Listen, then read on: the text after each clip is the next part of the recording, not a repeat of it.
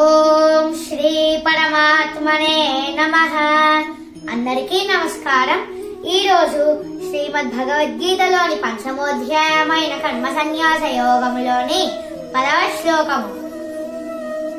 బ్రహ్మణ్యాధాయ కర్మాణి సంగం త్యక్త్వా కరోతి యః లిప్యతే న స పాపేన పద్మపత్రమివ అంభసా.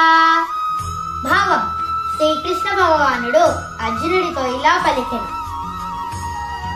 సమస్త మమకారాసక్తులను త్యజించి తమ అన్ని కర్మలను భగవంతునికే అంకితం చేసేవాడు తామరాకు నీటిచే తడి అవ్వనట్టు పాపం చే తాకబడడు.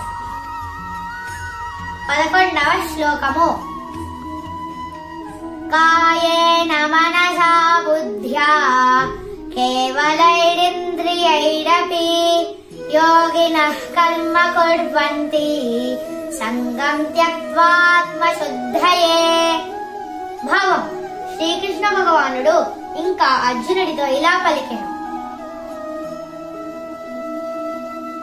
యోగులు మమకారాసక్తిని విడిచిపెట్టి కేవలం ఆత్మశుద్ధి కోసం మాత్రమే శరీరము, ఇంద్రియములు, మనస్సు, బుద్ధిలతో కర్మలను ఆచరిస్తూ ఉంటారు. 12వ శ్లోకము.